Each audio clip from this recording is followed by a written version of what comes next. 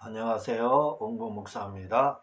오늘은 그 우주와 아인슈타인이라는 그 책에 대해서 읽고 제가 정리한 거 이렇게 설명을 드리도록 하겠습니다. 설명드리기보다는 책을 읽은 거 정리한 거 그대로 한번 읽어 드리도록 그렇게 하겠습니다. 먼저 우주와 아인슈타인 박사에 대한 서론.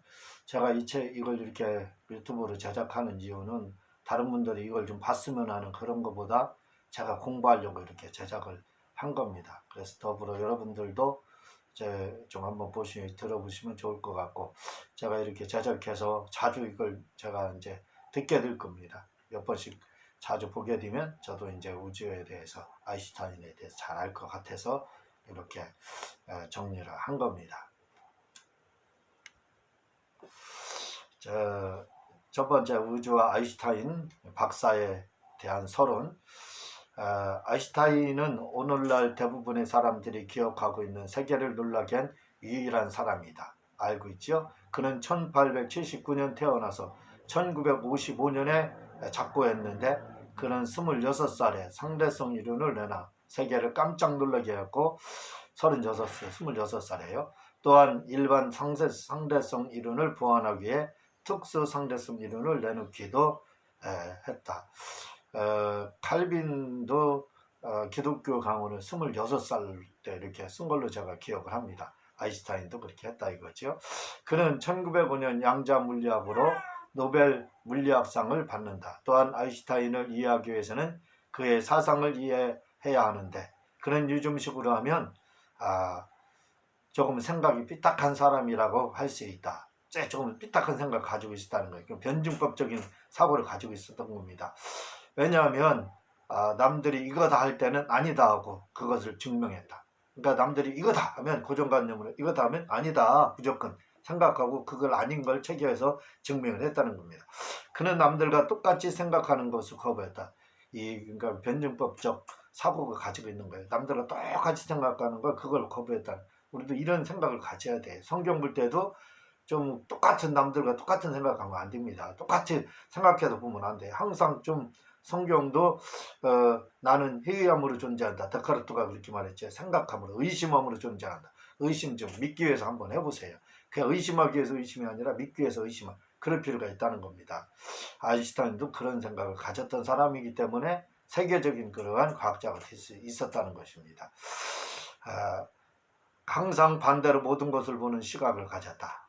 모든 걸 반대로. 이것이 그가 말하는 상식을 깨는 행위였다. 상식, 고정관념, 패러다임, 우리 인식이라고 하죠. 패러다임 전환. 그 어떻게요? 남이 이렇다 할 때 아니다고 생각해 봐야 된다 이거죠. 성경도 남이 해석한 거 그대로 받아들이기보다는 한 번 더 생각해, 필터, 묵상이라는 필터를 거쳐 생각해서 드려야 된다 이거죠. 이런 그의 생각은 오늘날 물리학을 한 단계 업그레이드 시킬 수 있었다. 그의 공식은 크게 세 가지인데, 첫째는 양자론 공식 유명하죠. 그 M은 EC2 이게 원자폭탄 공식이죠. 원자폭탄 이걸로 만들었잖아요.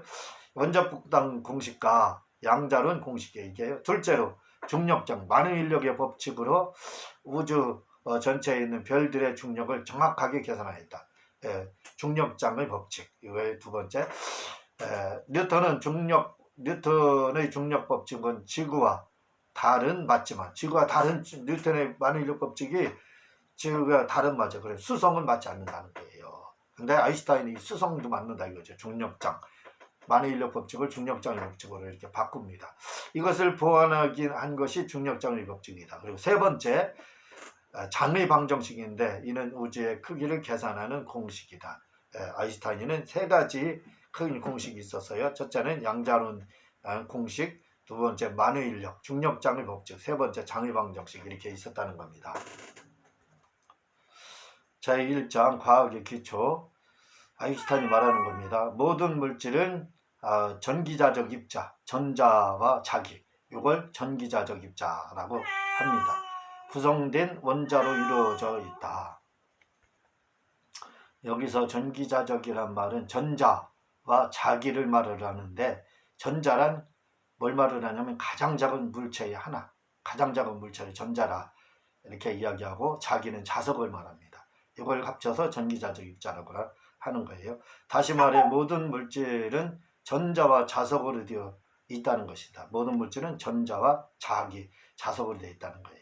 예를 들면 지구도 전자와 자기, 즉 자석으로 되어 있다는 것이다. 그래서 지구를 큰 자석이라고 표현한다. 아인슈타인은 지구를 큰 자석으로. 왜냐하면 전자와 자기로 되어 있어서. 태양도 역시 자기장을 가지고 있고 별들도 역시 그렇다. 똑같다는 겁니다. 태양이나 별들도 다 전자와 자석으로 되어 있다. 이렇게. 과학의 목적은 우리가 살고 있는 세계를 소설하고 복잡한 자연의 조화를 이룬 이론으로 규정하는 것이다. 과학의 목적은 우리가 살고 있는 세계를 소설하고 복잡한 자연의 조화를 그 이론으로 구성하는 것이다. 아리스토텔레스 학파에서 과학의 목적은 왜 생기느냐를 설명하는 것이고 갈릴리 학파의 과학의 목적은 어떻게 생기냐를 설명하는 것이다. 이것이 과학적 사고의 기초. 과학적 사고의 기초는 아리스토텔레스 학파에서 말하는 과학의 목적이 왜 생기느냐, 그리고 갈릴레오 학파에서는 어떻게 생기느냐, 요거 묻는 것이 과학적 사고의 기초다. 이렇게 이야기를 하고 있습니다. 제2장 감각적인 세계와 진짜 세계가 감각적인 세계가 진짜 세계가 아니다. 이 부분 감각적인 세계는 진짜 세계가 아니라는 거예요. 물리학은 자연을 수학적으로 서술하는 학문이다.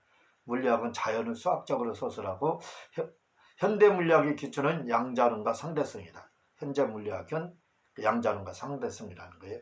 양자론이라 그러면 뭐냐 이거죠. 물질 에너지의 기본 단위를 다루는 학문을 말하고 양자론이란 물질 에너지 기본 단위를 다루는 학문. 상대성 이론은 공간과 시간 그리고 전체 우주의 구조를 다루는 학문을 말한다. 상대성은 공간과 시간과 우주를 다루고 물질을 다루는 건 양자론, 상대성은 우주 공간 이런 것, 우주를 이런 걸 다루는 걸 말을 합니다. 양자론은 빛의 복사와 전파를 지배하는 법칙을 따른다. 과학자들은 인간의 감각은 놀랄만하게 제한이 있다고 증명한다. 감각이 제한되어 있잖아요. 우리가 판단하는 거 뇌는 암흑색에 갇혀 있잖아요. 오감에 의해서 판단하기 한다 이거죠. 제한되어 있다 이겁니다. 즉 감각의 세계가 실제의 세계가 아니라는 것이다. 그렇죠. 감각의 세계 실제가 아니죠. 성경에도 나와 있죠. 왜냐하면 감각, 오감으로 느끼는 거죠. 느끼는 것은 사람마다 다르기 때문에 무엇이 진리라 말할 수 없고 다 상대적이라는 거. 그러니까 감각으로 느낀 거에는 상대적 진리지 절대적 진리가 없다는 거예요.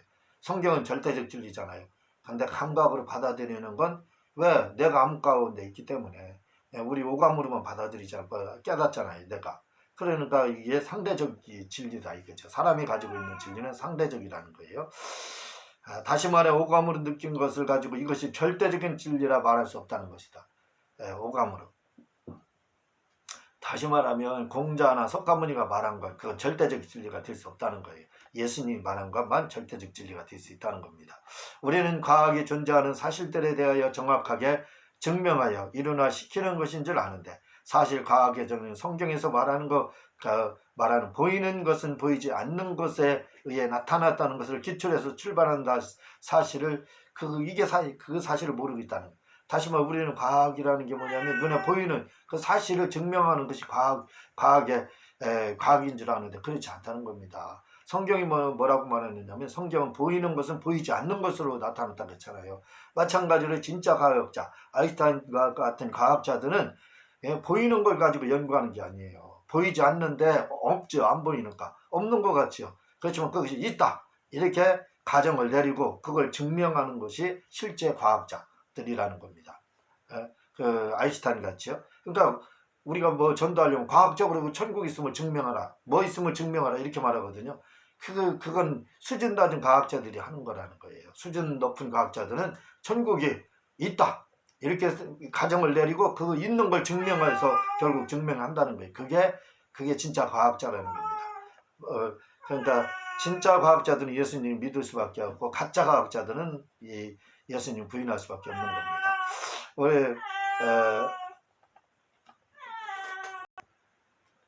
다시 말해 과학은 이처럼 오감을 통해 얻어지는 것이 아니라 영감을 통해 얻어지는 학문이다.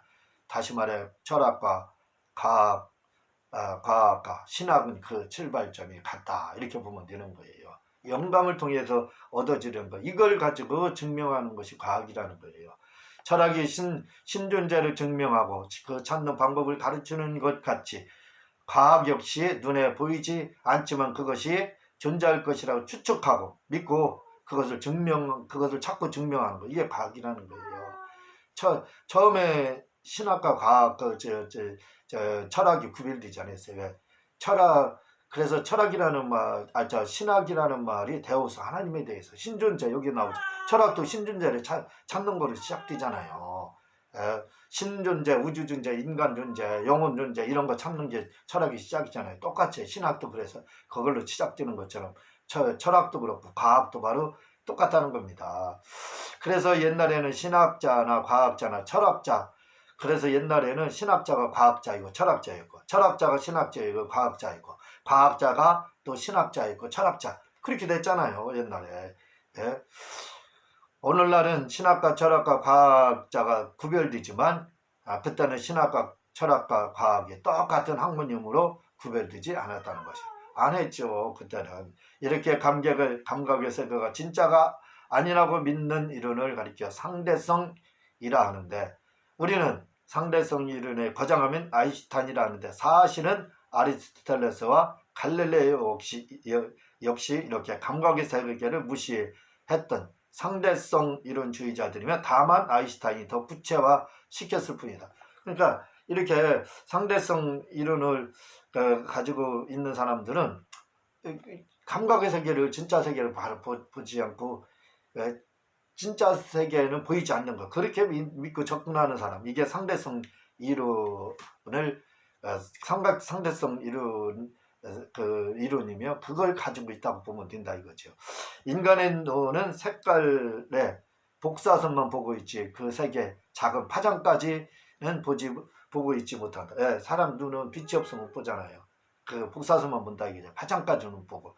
다시 말해 태양은 많은 복사선을 방출하지만 우리는 무지개색만 볼 뿐이지, 태양은 많은 복사선을 방출하지만 무지개색만 본다 이거죠. 볼 뿐이지 X선이나 감마선이나 초단파와 저주파나 고주파는 보지 못하잖아요. 무지개 색깔만 보지 복사를 방출하지만 복사선을 많이 방출하지만 우리가 보는 것은 무지개색 그 하나밖에 뭐 나머지 파장은 아무것도 못 본다는 거예요. 즉 사람의 눈은 이 세상의 대부분의 빛의 반응을 하지 못한다는 것이다. 사람이 한계가 있다. 예를 들어 사람이 오감으로 X선을 본다면 엑스레이 그 생각하면 돼요. 오감으로 엑스레이 X선을 본다면 사람은 뼛속까지 보며 살 것이다. 그렇죠. 이렇게 사람의 오감은 한계가 있는 것이다. 이와 마찬가지로 우주에 대한 지식 역시 불완전한 감각 때문에 실제를 탐구하지 못하는 것이다. 세 번째 이제 3장 광전자에 대해서요. 양자란 만물을 만드는 물질 중에 기초 원수를 말하는데, 기초 원수는 중성미자, 중성자, 양성자라고도 하고요. 양전자, 전자를 말한다.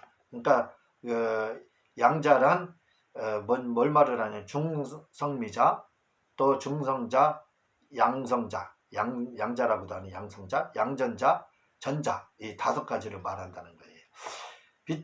빛의 최소한의 단위를 광양자라고 한다고 해요. 빛의 최소한의 단위를 광양자 이렇게 한다는 겁니다. 입자란 물질을 구성하고 있는 극히 미세한 둥근 알을 말한다. 우리가 입자를 하잖아요. 물질을 구성하는 아주 작은 알갱이, 그걸 말하는 거예요. 그걸 입자라고 한다는 겁니다. 전자란 원자핵의 껍데기에 해당하며, 전자란 원자핵의 껍데기에 해당한다는 거예요. 원자핵을 빙빙 돌고 있는데 원자핵을 빙빙 돈다는 거예요. 갑자기 원자란, 그걸 전자라고, 원자란 물질의 기본적인 최소 입자를 말한다. 물질의 최소 단위를 원자라고, 빛의 최소 단위를 광정자라, 이렇게 광양자라 한대요. 물질의 최소 단위를 원자라고 하고, 가장 작은 거 최소 입자를 원자라고 한다는 거예요. 물질에서 쪼개서 가장 마지막 남는 거 그 원자라 이렇게 하고, 빛의 최소 단위를 광양자라 이렇게 한다는 겁니다. 형이상학이란 우주의 근원을 깨는 것을 말한다. 형이상학, 광자란 빛의 개별적 입자를 말하는데, 상대성이란 공간, 시간, 중력에 대한 것이고, 양자론이란 원자 물질 에너지와 너무 작은 실제들에 대한 것을 다루는 겁니다. 아까 말씀을 드렸죠. 특수상대성 이론은 물질과 에너지의 동등성을 증명하는 것이고, 특수상대성 이론은 물질과 에너지가 동등한 거, 그걸 증명하는 것이고, 일반 상대성 이론은 시공영숙제의 불가분성을 보여주는 것이다. 일반 상대성은 시간, 공간, 아까 말씀드렸죠. 그걸 다루는 게 일반 상대성이고, 특수 상대성은 물질과 에너지가 동등한 거. 이건 특수 상대성에 해당하는 겁니다. 아인슈타인의 양자론에 의하면 그는 빛과 열과 X선과 같은 복사 에너지가 공간을 통과할 때는 불연속적인 양자의 형태로 통과한다는 것이다. 빛이 양자론에 그는 빛과 열과 X선과 같은 복사 에너지가 공간을 통과할 때는 불연속적인 양자 형태로 통과한다는 것이죠. 그래서 우리가 불 앞에 앉았을 때 경험하는 따뜻한 느낌은 복사열의 무수한 양자가 우리 피부를 때리기 때문에 생긴다는 것이다. 마찬가지로 빛을 느끼는 것도 역시 광전자가 우리의 망막을 때리기 때문에 색을 볼 수 있다는 것이다. 양성자, 그 빛의 칠순에서 광량자 이렇게 얘기한다고 했죠. 그러니까 이런 것들 때문에 우리가 볼 수 있는 거예요. 그 양자가 우리 피부를 때리기 때문에, 광전자가 우리 망막을 때리기 때문에 따뜻하다, 이런 걸 빛을 볼 수 있다는 겁니다. 아인슈타인은 양자 물리학으로 노벨상을 받았는데, 양자 물리학이란 광원체에서 빛을 말함, 광자가 입자가 나오는데, 광원체 빛에서 입자가 나온다는 거예요. 빛에는 입자가 있다는 겁니다. 쉽게 말해서 모든 빛에는 입자가 있다는 거예요. 광자가 입자를 말하거든요. 이 입자가 금속반을 때리는데, 이렇게 광자가 금속반을 때리면 전자가 발생한다는 것이다. 모든 빛에는 입자가 있는데, 그게 때리면 저 금속반을 때리면 전자가 발생한다는 것입니다. 그런데 전자가 금속반에서 튀어나오는 속도는 그것을 때리는 광자의 양과 정비례한다는 것이다. 광자, 그러니까 입자의 속도 때리는 광자의 양과 그걸 정비례한다는 것이다. 그는 이것으로 노벨 물리학상을 받았다. 그는 빛에 대해서도 지금까지 빛을 파동이라고 보았는데, 그는 빛이 파동으로 오는 것이 아니라 바로 광자라는 작은 입자로 되어 있다고. 지금까지는 빛을 모든 사람은 파동으로 봤잖아요. 그런데 아인슈타인은 파장이 아니라 광자, 입자로 됐다, 이렇게 보는 겁니다. 그게 이제 때려서 우리가 볼 수도 있고 느낄 수도 있다는 거죠. 따뜻한 거. 그걸 광자라고 합니다. 다시 말해 모든 물질은 원자로 되어 있고, 이 원자 안에는 전자, 중성자, 양성자라고 불리는 작은 덩어리로 구성되어 있는데, 아인슈타인은 빛도 이렇게 원자와 같은 광자로 되어 있다는 것이다. 원자가 가장 작은 것인데, 작은 원소인데 그 안에 전자, 중성자, 양성자라는 작은 덩어리, 알갱이, 입자가 되어 있다는 거예요. 마찬가지로 빛도 같은 그 작은 알갱이, 광자, 입자로 이렇게 되어 있다고 아인슈타인은 말을 하고 있습니다. 즉 작은 입자로 되어 있다는 것이다. 원자는 원운동이나 타원운동을 여러 개의 전자로 둘러싸인 원자핵으로 되어 있는데, 원자란 원운동하고 타원운동을 하는 여러 개의 전자로 둘러싸여 있는데, 원자핵으로 되어 그 중심에는 원자핵이 있다는 거예요. 그리고 원자가 가장 작은 단위인데 그 중심에는 원자핵이 있고, 그 바깥에는 전자가 있다는 거예요. 이 원자핵을 가리켜 소태양계라고 합니다. 즉 원자핵이 하나의 위력은 마치 태양 하나의 위력과 맞먹는다는 것이다. 우리가 대우주, 우리 사람은 소우주라고 하는 것처럼, 머리를 소우주 이렇게 하는 것처럼 원자핵을 가리켜 소태양계, 그 정도의 그 원자핵에 엄청난 그런 에너지가 있다는 겁니다. 그래서 소태양계라 할 정도의 원자핵에 그 에너지가 있다는 거예요. 그 힘이요. 소수는 원자 한 개의 전자를 가지고 있고, 우레아늄은 92개를 가지고 있다. 그러니까 소수의 원자는 한 개를 가지고 있다는 거예요. 그러나 그 우라늄은 92개. 그러니까 92개 가지고 있는 게 더 중요하죠. 진짜 잘은 모르겠네. 원자란 전자로 둘러싸인 원자에게 포함한 말이다. 그러니까 원자 안에 원자핵이 있는데 그걸 둘러싼 게 전자를 말을 하는 거예요. 그러니까 제가 보기에는 원자 하나에 원자핵 하나 들어있다 이렇게 보면 되겠죠. 제4장 전자는 사람의 마음과 같이 움직인다. 전자는 아주 변덕스럽게 움직이기 때문에 전자의 속도나 위치에 대하여 정확히 알 수 없다. 전자는 막 변덕스럽게 움직인다는 거예요. 불규칙적이라는 거죠. 그래서 다시 말해 어떤 전자를 향해서도 이 위치에 바로 여기에 있다. 또는 이러이러한 속력으로 전자가 움직인다. 라고 말할 수 없다는 거예요. 왜냐하면 전자는 아주 변덕스럽게 움직인다는 거예요. 저자는 그래서 아주 재밌는 표현을 썼는데 이 우주 아인슈타인의 저자는 썼는데 그것은 전자와 사람의 마음은 같다는 것이다. 전자가 불확실성을 가지는 것 같이 사람의 마음도 그렇게 움직인다. 사람의 마음이 얼마나 간사스러워요. 그렇잖아요. 마찬가지로 전자가 바로 그렇다는 겁니다. 제5장 에테르에 대하여 빛의 속도를 방해하는 어떤 힘을 에테르라고 하는데 그러니까 그건 정확한 거 없어요. 그러니까 에테르는 어떤 빛의 속도를 방해하는 어떤 힘 그걸 말을 하는 거지요. 우리가 우주에서 물체가 떨어지면 공기에 부딪혀서 그게 불로 다 타잖아요. 우주 쓰레기들이 떨어지면 그게 우주에 그 우주선이 있잖아요. 그 쓰레기들 그것들이 수명다에서 떨어지게 되면 지구까지 안 날라오잖아요. 그 우주에 다 타잖아요. 그 대기권에서 왜? 이 공기가 부딪혀서 열로 타는 것처럼 그렇게 그 빛의 속도를 방해하는 것을 에테르라고 합니다. 제1 거기에서 1번 위치의 상대성, 위치의 상대성에 대해서 장기판에 장기말이 있다. 그런데 이 장기판을 그대로 집에서 배로 옮겼다. 장기판이 있는데 그것을 집에서 배로 그대로 옮겼다는 거예요. 그런데도 장기판에 있는 장기말의 위치는 변하지 않고 그대로 있다. 당연하지. 장기판 그대로 옮기면 장기말이 변하나요? 안 변한다 이거죠. 이것이 바로 위치의 상대성 이론의 기초 지식이다. 즉 다 가지고 장기판을 가져갔으니까 움직이고 있으나 움직이지 않는 장기말. 그러나 장기말은 움직이지 않는다. 이것이 위치의 상대성의 원리이다. 아마 지구도 공전하는 가운데 자전하잖아요. 그렇지만 그 안에서 이루어지니까 그 위치의 상대성에 해당하겠죠.